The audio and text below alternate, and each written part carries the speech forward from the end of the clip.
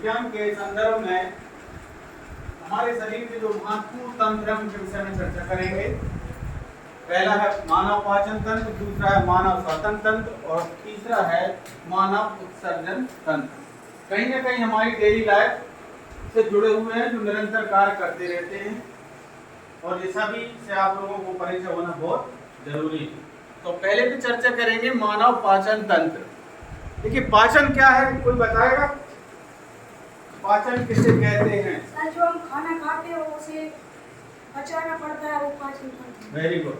जो भी कुछ हम खाना खा के बैठ जाओ, जो भी कुछ हम खाना खाते हैं उसके पाचन की क्रिया जिस क्रम में होती है उसे पाचन तंत्र कहते हैं।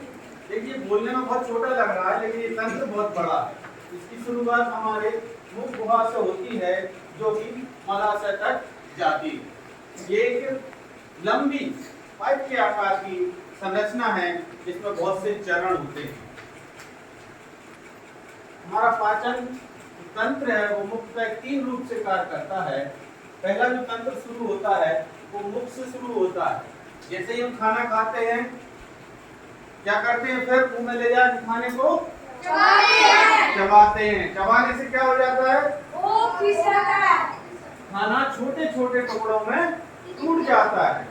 यही हमारे शरीर के कुछ सहायक अंग भी कार्य करते हैं, जैसे लार ग्रंथि है, दांत है, जीभ है, ये सभी पाचन के अंग हैं।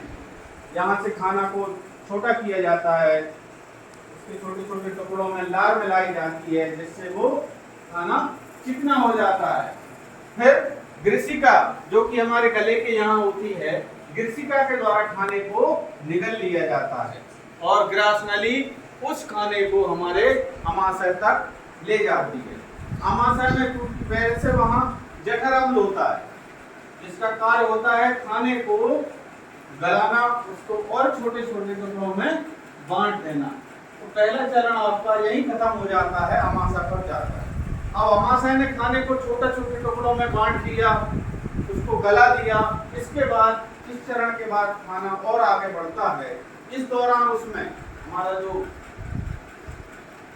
अग्नाशय होता है, अपन बोलते हैं इंग्लिश में लीवर, ये जरूरी रसायन पित्ताशय, अग्नाशय, पित्त की थैली, खाने को पचाने के लिए आवश्यक जो रसायन होते हैं खाने में उस तरल पदार्थ में मिला दिए जाते हैं। खाना पहुंचता है दूसरे चरण में जिसे हम क्षुद्रांत या छोटी आंत बोलते हैं। अब ये बोलने में छोटी आंत है लेकिन वास्तविकता में इसकी लंबाई लगभग 60 मीटर या लगभग 21 फीट के करीब होती है। खाने का 80% का 90% पाचन इसी के अंदर हो जाता है। क्षुद्रांत आंत या छोटी आंत एक लंबी प्रक्रिया होती है। यदि हम इसका परिकाष्ठ देखें तो इसके अंदर की जो बनावट होती है वो हमारे ककड़ी के काटे हुए हिस्से के समान होती है।